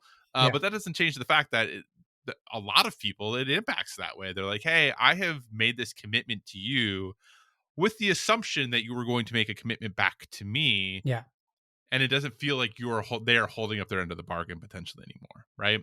I don't think that's unreasonable. I do think from the it is from a financial side, clearly they're doing this because they're like, well, we're just going to make more money. Obviously, they are not confident in their consoles. The fact that they raised all their console prices yeah. when they're already in line, like, how mind-boggling is it that like day one buyers were like the best people, right? Like the best off. Like It's that's crazy. so weird. Yeah, That the fancy Series X is now more than a PS5 Pro, and I really thought PlayStation was going to very quickly raise prices after that, yeah, and they haven't yet. I think it's coming still, and they have in other territories, but they haven't in the US yet. I still think yeah, it's coming, but yeah, it's just kind of mind blowing that uh, these walls seem to be tumbling. And I do wonder, because now if you're PlayStation, yeah, what is the advantage? Like, is there any advantage at all to putting your games on Xbox? Because I could see the argument where people would say, hey, obviously Xbox is putting their games on PlayStation. PlayStation should do the same for Xbox because yada yada yada. But the problem is then that's a slippery slope for PlayStation, because now if I'm a PlayStation gamer and you're putting your games on Xbox, well, I'm just going to get an Xbox, buy your games, and then get Game Pass, so I don't have to buy the other, right, right? Like, right, right, right. it doesn't go the other way quite as easy. So we'll see. I do wonder if potentially some multiplayer projects in the future might be um, on Xbox. Obviously, well, Marathon, who the heck knows if that game's even going to come out anymore. But and that obviously Bungie's always been able to do their own thing. Yeah. But like with Fair Games, which also who the heck knows what's gonna happen with Right. that game, if that game will even come out. Yeah, I wouldn't be surprised. I think Helldivers is the most obvious option to potentially travel. Yeah. Um, but yeah, I do think that it'd be very. Uh, I don't know that it would benefit PlayStation at this point to put their first party games on Xbox really at all. So yeah, so such a weird world we're in now, and obviously we knew that those first four games were just the first four. But I think having Forza hit in April, having Gears come in August, I really do think that the wall is just broken. The rumors are too that um, Starfield is coming soon. Well, in the next year or so, so that'll be announced soon at some point. What I think will be very interesting is if we get to the Xbox showcase that they're going to be doing this summer, and they've said that they're not going to hide whether or not games are coming to other consoles. So at the Xbox showcase, are we actually going to see like PlayStation and Nintendo logos? Very curious as to how that's going to go. The other thing I wonder about too is that we really haven't heard anything about Xbox games coming to the Nintendo Switch 2. There was a lot of thought that at the Switch 2 event we would see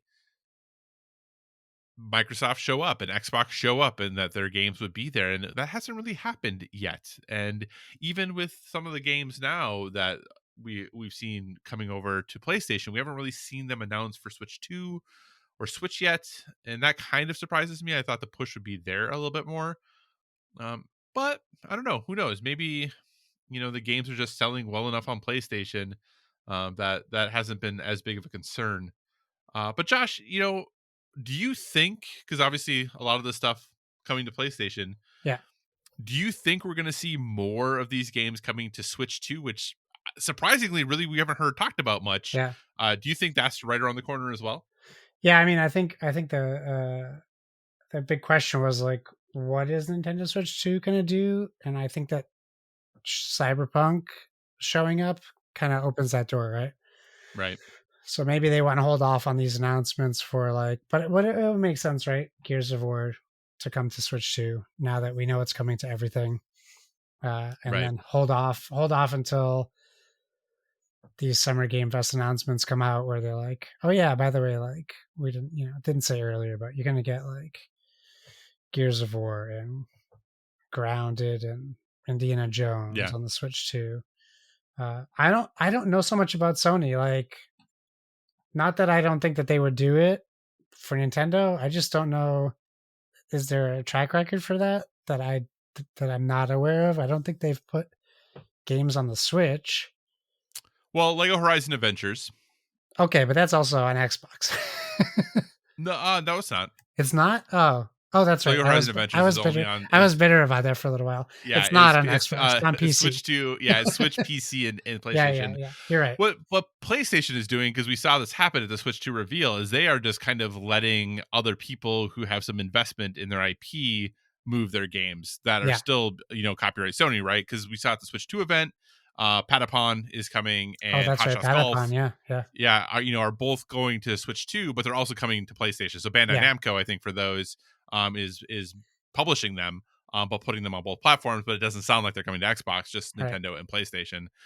So it does seem that PlayStation is not necessarily actively engaging in bringing games to Nintendo, but Yeah. they are open to others who are maybe working with their IPs bringing those.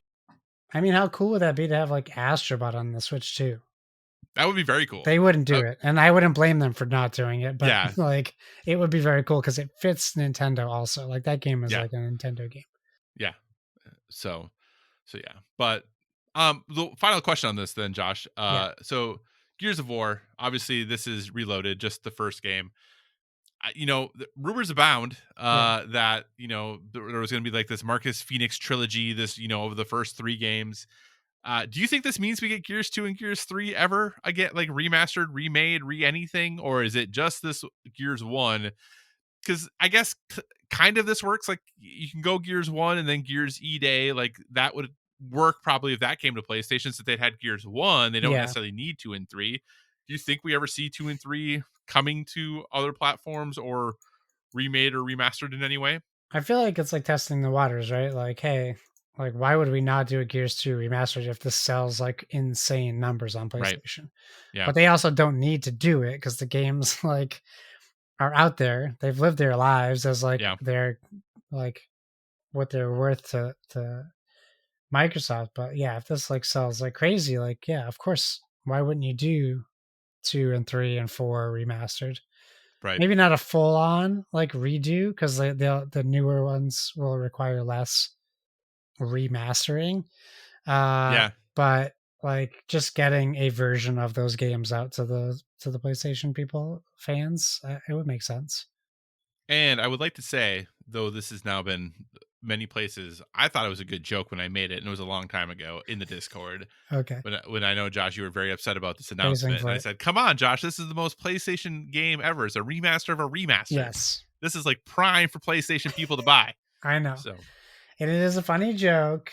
It's a little too real, but it is funny. all right. Well, Xbox, they're spreading their wings and sending their games to every place, and they're from their financials, their hardware is doing horribly, but their services are doing swell. PlayStation is actually having phenomenal success right now. Who knows how that's possible, though, is the big question. Because, man, when you listen to the business stuff that's going, it seems like they are hitting every rake. They are stepping on every rake in the yard, and they are throwing more rakes out there for them to step on, which they are going to step on because PlayStation has just had a month. My goodness gracious, just a couple things. Jade Raymond is leaving the studio she co-founded that PlayStation acquired. So Haven Studio, who's working on Fair Games, Jade Raymond has decided to step away. Now, why she has decided to step away? Great question. Depending on the insiders you might want to believe or listen to, there were some play tests for Fair Games that apparently went extremely poorly. Uh, so is that the reason that maybe they're not thrilled? Is I Haven can't going? Is this imagine game? that's the reason. What's that? I can't imagine that's the reason. Oh, Playtests go bad all the time. so People like Jade Raymond don't just leave studios because a playtest went bad. well, but if they're not, thrilled about how things, the development and where the game is going, I who guess, knows, yeah. right? Uh, So Jade Raymond's out at Haven. Haven is still working on Fair Games. They dropped a dollar sign on the S for the title. I guess that's the good news. I don't know. But apparently that game is still in development, but it doesn't sound like things are going well there. Bungie stole artwork and you put it in Marathon. So that's neat. And apparently their playtest went pretty bad. So who knows if Marathon's still coming out in September. So that's horrible. But hey, even after shutting down some studios, they did create a new studio, Team LFG. It's a new PlayStation Studios, which is working on Project Gummy Bears, which was originally incubated at Bungie, and is now kind of spun off and kind of became a PlayStation internal game because of all the problems that Bungie has been having. So we'll see about this, can I project read this and comment to you and you tell me if this sounds like a good game to you? Our first game is a team based action game that draws inspiration from fighting games, platformers, MOBAs, life sims, and frog type games. Does that sound like a good game to you? Or does that sound like they just listed every type of game genre and put it in there? um, you And it's know, called Project Gummy Bears. Looking for who? What? Looking for gamers? here's what I will say. Um, I am not super confident in how. but, hmm, The only projects I'm really confident in right now from any PlayStation studios are those that are making games that we know that they can already make. Right from Sony. Fro- That's it. like Ghost of Yotai. Yeah. I'm fairly confident that's going to Sucker be at Punch. least Sorry, a yeah, Sucker reasonably Punch. good game, Yeah. right? All this other stuff, who knows? Now, I do want to be careful because we do want to let people try and experiment with Yeah. things. I can't wait to play more frog type games. Well, Frogger was pretty great. Yeah, I don't. Like I said, I genuinely, I'm obviously, Josh is an Xbox gamer first. I'm a PlayStation gamer first. I cannot tell you what is going on over there, right? Like Yeah. I, you could pay me half the money the people there are getting paid, and I could make as bad of decisions as this. Like, just pay me less. You'll save money. Your decisions will be as bad. Maybe even I'll make one better. Who knows? I'll make one better decision and you'll be out ahead of compared to what's going on right now. I don't know. I genuinely have never seen a company fail up so well that PlayStation is right now. They're selling consoles well. Their monthly active users are way up. Their Yeah. the number of people subscribing to PlayStation Plus and stuff are at like record levels, but their internal studios are doing like nothing. And now they're getting rid of PlayStation Stars. Oh, like the one thing that they did that was like nice for their players where you could get like money to buy games. Oh, we're just going to get rid of that now too. Like I I don't get it, Josh. I Yeah. just don't understand.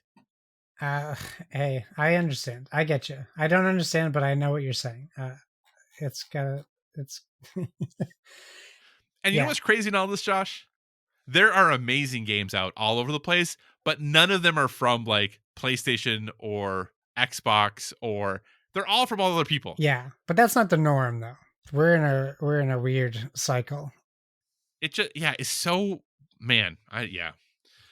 Like PlayStation is set up to have a solid Q4 or start of next year.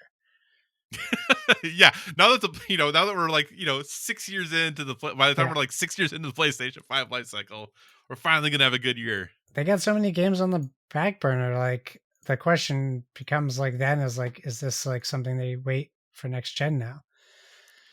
I mean live service push was such a catastrophically bad decision, and Yeah, I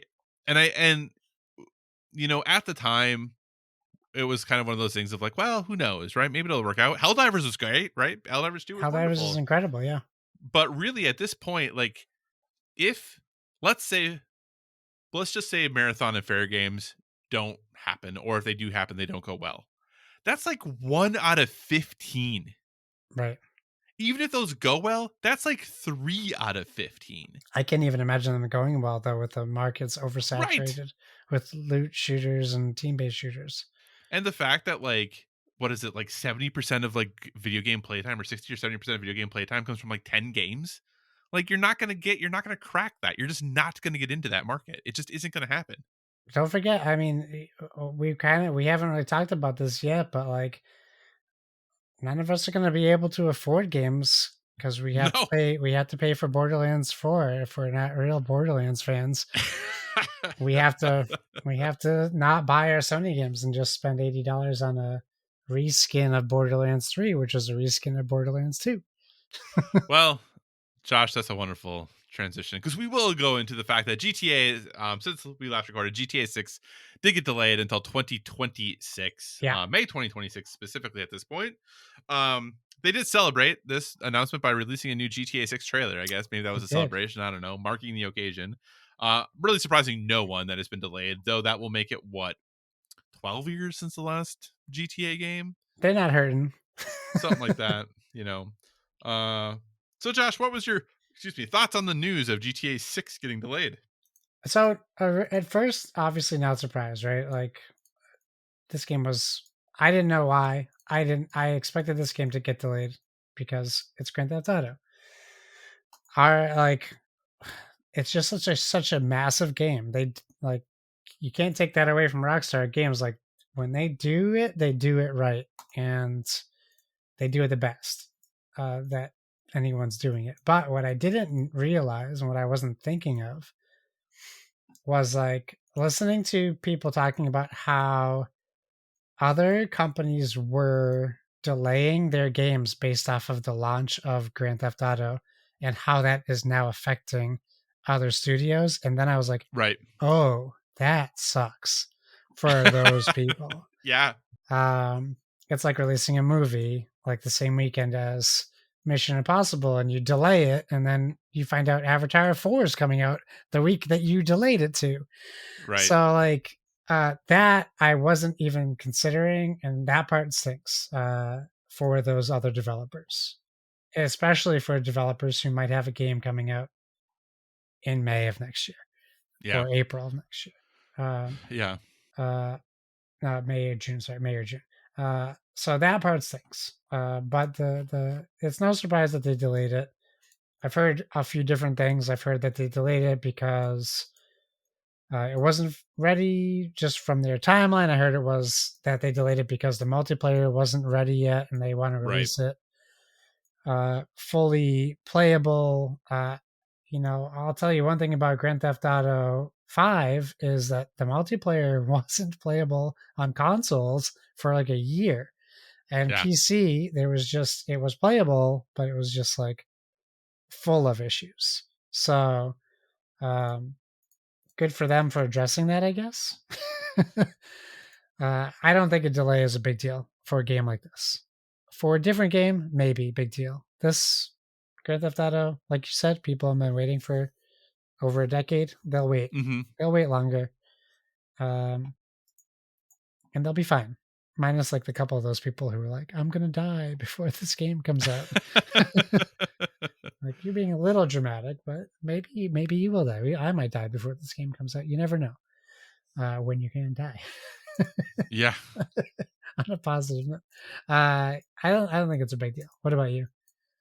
Yeah, I mean, I don't know. I'm not a huge GTA person. I didn't really like GTA 5 that much. I've Yeah, never played I 4. only like the online for GTA 5. Yeah, so for me, I don't really care. Like I said, I'm one of the few people who's just never really been into GTA. So the only thing that I thought was humorous or kind of relevant, what I will say, I am slightly interested in this GTA 6 for a couple of reasons. Number one, the new trailer that they released, I thought it was very funny that at the very beginning, and maybe this wasn't a comment on anything, that at the very beginning, he's kind of like the guy's coming down from the roof and he's like, "Oh, I'm just fixing up all these leaks." Because Oh, there's all the leaks, the GTA leaks that happened. So I don't know if that was on purpose or not, but that I thought was funny. The other thing that I mean, they're trying to make they were trying to make that trailer very sexy. Like they were really trying to make a yes. sexy game. It seems like, which I'm okay with that. I think most games aren't very sexy because when they try to be, they do a really bad job of it. But it seems like they're trying to make a sexy Well, game, they had which again, those two doing stuff for the whole trailer on top I of each know, right? other. Seems like that's what they're going for. That's the vibe they're going for, which is again fine. I think that that can just like there can be lots of different movies that have lots of different like themes and styles going for. I think the same should be true for games. What I don't ever want to be the one to defend Randy Pitchford. Just start by Don't saying be that that person to defend I'm him. not going to defend him. But what was just hilarious to me was right before this happened, Randy Pitchford came out. They'd had their like state of play for Oh, Borderlands 4. yeah, yeah. I thought it looked pretty darn good actually. I was like, "Oh, this looks pretty good." As part of that, they announced that Borderlands 4 is actually releasing early. They moved the release date up like a week Yes. or 10 days or something like that. Yeah. And every video game industry expert suddenly was like, "Aha! GTA 6, he must know the release date. It must be coming out this fall. They must be moving it to get out of the way of GTA 6." And Randy was like, he even came out and made a statement being like, "No, we're just We're ahead just on done early. polishing and bug fixing. And this is just the date now that we're going to hit. It has nothing to do with any other game." And everyone Yeah. was like, "Liar. Randy Pitchford is lying." And then like a day and a half or 2 days later, GTA 6 delayed to May of 2026. I loved it. I just Yeah. absolutely loved it. Because Yeah. like everyone was like, "No, there's no way. That man is full of crap. He's lying." And it was like, ha ha. He is I will not lying. say the direct I did see some fun things in the direct that made me excited to play Borderlands 4. But it didn't make you $80 excited to play Borderlands 4, Josh. I don't want to sound like that everyone else. I don't um I think it's a hard pill to swallow for anybody for any game, and I Yeah. say that as a person who has bought deluxe editions and collector's editions but I haven't bought lately, and I think about Clair Obscur being a $50 game. Hmm. So I think about all that stuff. Am I gonna buy Borderlands 4? Maybe. Am I gonna buy it at $80? Also maybe. Uh, Right. but I don't want to. Yeah. I would rather buy it at $60. Even $70, I have a hard time with on games in general because Right. everything is so expensive now. I Controls, know. accessories, Yep. all these things, like buying a game at $70 and realizing you're not even getting the full game. And I'm just talking about like expansions and stuff. I know you get a full game, but or buying a game for $120 like Star Wars Outlaws and you never play the DLC. That sucks. Yeah, yeah, yeah, So yeah. like there's just it feels like a gamble every time. So I can't really be mad um either way, I don't think. Like Right. and everyone loves to throw up the pictures of the Toys R Us ads for the Super Nintendo and the Nintendo, and those are valid. Those are Yeah, valid points, 100%. But everything costs more now. Back yeah, then, only video games cost that much. yeah. Not all, but like in the Right. relative terms to what things cost. Um, so like buying a video game then was a luxury, and now it is something that everybody does. So I think it's a harder pill to swallow when you're comparing. You might have known 10 kids and only one of them had a Nintendo Yeah. versus now every kid has a Sony, PlayStation or an Xbox or Nintendo. I'm trying to think of how my excuse me. How my spending habits have changed. And they definitely have. I am buying fewer games than I used to. I'm also more willing to spend $20 or $30 on a game than I used to. Yeah. But yeah, I used to be someone similar to you, Josh, who like, yeah, I would buy like the deluxe edition or the digital deluxe edition and spend the extra $10. But now that I have to spend the extra $10 just to get the base, What's I the feel deluxe much going to less cost? likely to do that. Yeah, I don't know Right. what it is about that mentally, but it is definitely a because I'm not going to spend an additional 10 to get the digital deluxe now, or like Right. the the 110, 120 to get the quote unquote like that's just not going to happen Just for now. cosmetics. Like it's not even Yeah, like back like when it was an extra $10, it was like, oh yeah, because like why not? Because I'm going to play it and maybe I'll use the skins or not. Honestly, like half the time I don't even use the skins I get in the right. DLC. It's just fun to have them. Yeah, I don't. It is. You. It shouldn't. It seems like $10 shouldn't make that big of a difference, but it really does. It really makes a big difference. And I know that I buy more games than the average person, and you buy more games than the average Yeah. gamer because the average gamer buys like less than 3 games a year. Um, but yeah, it definitely like I was actually looking at for why did I already think for Lost in Random. It has like two versions. It has like a regular version and like a digital deluxe. And the digital deluxe gives you like extra wardrobe slots. I don't even think it gives you extra wardrobe things. Yeah. And like 4 days or 3 days of early access, but it's like $2 more. So it's like Yeah. $24. But So it's like, yeah. sure, why not? Like I would do that, right? Like, Yeah. but for some reason, so I just feel like I'm more willing to do that for these smaller games now than I have ever been before, and I am less likely to support the big games. Am I going to get Borderlands? I mean, I'm sure you and I will talk about Borderlands 4, Yeah. and one of us, I'm sure, will get it.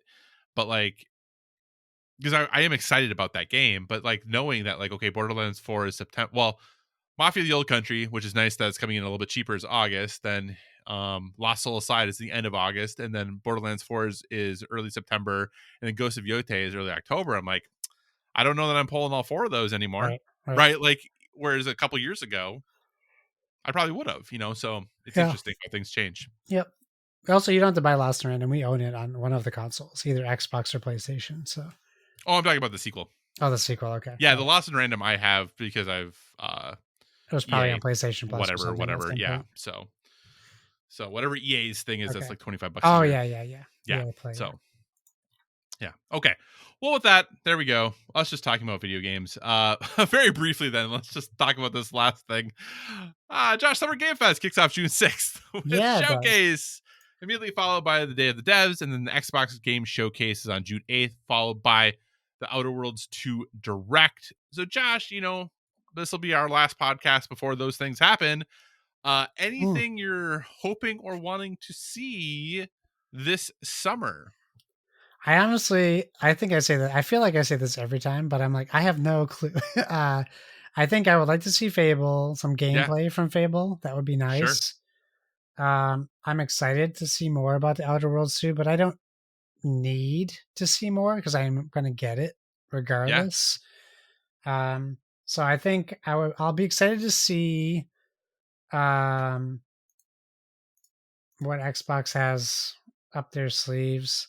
I guess I'm Okay. like I'm trying not to be like a Debbie Downer on Xbox, but I'm kind of over it. They do have a It lot of cool things in the makes me works, sad. though. I would like to see our next Forza Horizon. I'd like to see Forza Horizon 6. At least get where it's going to be, and like even a cinematic trailer would be nice. I think because now we're like a year out from a normal Horizon release, Right. like delayed, so to speak. And yeah, I don't have a lot of stake in like the studios that Xbox bought. Like I'm not dying to see another Elder Scrolls, or I'm not dying to see a lot of the things that people are excited to see. So Yeah. I guess I'm just more uh, excited for the surprises, Hmm. really, over more than anything else. I don't want to see a GTA 6 trailer. I get it. Like, we've already seen what I need to see. We're not going Right. to see gameplay, probably. If we saw gameplay, maybe that would be cool, but I don't expect to see gameplay until like September or Right. so, September, October. Um, I don't know. What do you think? What do you have on your mind for games coming out? Well, what I think is kind of interesting is that if you go to the Summer Game Fest website and go under events, Yeah. there's literally only three things listed. And the first thing is June 6th. So we're like 2 weeks away. Yeah, yeah. Because it's the Summer Game Fest, like the showcase on June 6th, the Day of the Dead's on June 6th, and then the Ugh. Xbox Game Showcase on June 8th. And then there's a whole bunch of slots for additional things, but nothing else is there Are yet. we gonna be stuck watching more like Death Stranding 2 nonsense? I'm sure probably. Okay, I'm over Josh, it. I don't know what I want to see, but here's what I want to do with you. What I did is I pulled up what was revealed at Summer Game Fest 2024. Sure. I'm going to go through it with you very quickly, Okay. and then we're going to decide whether we feel like this year's Summer Game Fest is going to be better or less good than Oh, last year's. How does that okay. sound? That sounds good. Okay. So here's what happened last year. Lego Horizon Adventures was announced. Okay. Quidditch Champions was Yeah. shown. Yeah. Those are both out. No More Room in Hell's early access was revealed coming Okay. for Halloween. Star Wars Outlaws got an official trailer, which obviously came out. Civilization 7 got a console release date for 2025, which is obviously out. Dragon Ball Sparking Zero got a release date trailer for October. Batman Arkham Shadow for VR got Yeah. a trailer. Um and You're holding off on the good stuff? Is that what's happening right now? no, this is just what happened.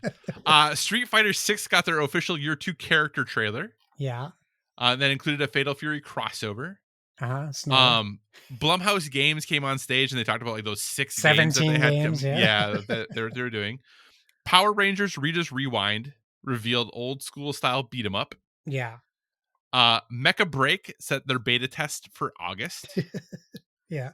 The First Descendant got its July release date. Okay, yeah, yeah, yeah, yeah. Alan Wake 2 Night Springs DLC got the release date was the next day. Yeah. That amazing Skate update, the gameplay reveal for console playtests happened. Valorant was coming to consoles. That got announced. Hmm. The Among Us animated series got revealed. The Dune Awakening story trailer for the MMO Dune Awakening got shown. Kingdom Come Deliverance 2 got a trailer, which obviously that's now out. Slitterhead got a gameplay trailer, and that obviously came out in November along with a release date. Delta Force Hawk Ops Hmm. got as a global PC test. Probably the highlight of the show, Killer Bean got his early access trailer. Oh yeah. I forgot about Wander, Killer Bean. yeah, Wander Stop had had a trailer, and Yeah. that obviously came out. New World Eternum got an October release date for PC and consoles. Pal World got a new island. Monster Hunter Wilds got a trailer. Kasumi Path of the Goddess got a trailer, and Phantom Blade Zero got a trailer. So that was what happened last summer, Josh. Yikes. What am I thinking of? The Video Game Awards. That was good, right? The Video Game Awards Yeah, was the Video good, Game and Summer Awards had Games like Fest was yeah, terrible. yeah. So Video Game Awards, that's where we got like Okay, all the good uh stuff. Witcher 4 and like all that good stuff. Yeah, Intergalactic, all of that happened at the Game Awards. So Josh, do you it's think got to be this better. it's gotta be better? Okay. Okay. I feel like things, and maybe it's just because I'm not so much on social media. I feel like they've been really quiet because I know for like the Game Awards, it was like, oh, like this game is going to be like they talked a lot about stuff that was going to be there. Yeah, And we haven't heard anything. But yeah, like the Game Awards is where we had like Outer Worlds 2, the Okami sequel, Borderlands 4, Project Robot, yeah, Elden Ring, Night Rain, Intergalactic, Witcher 4, like all of that was at the Game Award, or yeah, at the Game Awards, not at Summer Game Fest. So um yeah, so we'll see. I am hopeful it's going to be better, but I am not confident it is going to sure. be. Obviously, I will do my best to watch it. Um when it is on June 6th at 5 p.m. Eastern time. So I don't know that's a super convenient time for me to watch it, but It's not a great time. but yeah. All right. Well, Josh, anything else? I just am really shocked that we have had no other announcements of any other anythings that are going to be in Summer Game Fest. So. Well, we all know Jeffy is on social media a lot, and he reads his biggest critics' comments. So either he literally has nothing to announce, and he doesn't want to admit that, or he's like, I'm just not going to give him any ammo this time, and I'm just Yeah, going to stealth drop it all. that could be. That definitely could be. All right. Well, Josh, let's move towards wrapping up the show. Obviously, we're a gaming podcast, but we want to give you one other recommendation, suggestion, or thing we're currently into that's helping us live that well-rounded life. Josh, what is your recommendation? I get two for you. Nothing shocking, nothing really new. The Minecraft movie is out on digital. I just kind of want to. I probably talked about it before. I do want to double down on how funny this movie is. It's not a great movie. It's a funny movie. Okay. It's by the guy who did Napoleon Dynamite and Nacho Libre and all that stuff. So it certainly has the same tone for a lot of the movie. Half the movies for kids, half the movies for adults. I still think it's very funny. I watched it again last night with my son. We purchased it on digital, and it's still very funny. I really like it. So if you want to check it out, you can buy it digitally. I don't think it comes out on physical until the middle of June, but I still think it's very funny. Very good movie. And Last of Us season 2, the season finale is happening. Right now. It just happened. Yeah. It just happened. I think that they did a great job this season at I do have some criticisms. I don't think they spent enough time with Abby, and I'm hoping that tonight's episode fixes that. But I don't know. It's been a very emotional season, very touching, very well acted. Very happy with it. So I'm excited that they split it into 2 seasons. But yeah, those are my recommendations. Awesome. Well, my recommendation is it's getting nice outside. And I know Josh encouraged us last month to like get involved, join a softball league, something like that. Yeah, I'm going to reiterate that. Go outside, do things outside, get involved, whether it be softball or going to play disc golf. Just yeah. make sure you're spending time outside, plant a garden, something like that. And this is not just the go touch grass thing. Like Even though you wrote there's that. just I did write that. That was my reminder to myself. But there is just something about being outside and enjoying that if you can, Yes. to kind of enjoying the weather. Weather here has been up and down. There's been some great weeks, some not great weeks. It has absolutely been gorgeous this weekend. So I think if you have the opportunity and can spend that time outside, do it. If you can get some time to just kind of like away from everything, like if Yeah. possible, like go on a walk and like don't actually like look at your phone the whole time, right? Like just take some time and just kind of disconnect and reconnect with the world. I think it can be helpful for all of us. So if you have the time, go touch some grass, because it actually is Touch really, it. really nice. It's there. It's real. Touch that grass. That's right. Josh, what do you say we wrap this show up? You got it. Let's do that. One more thing to say. Okie dokie.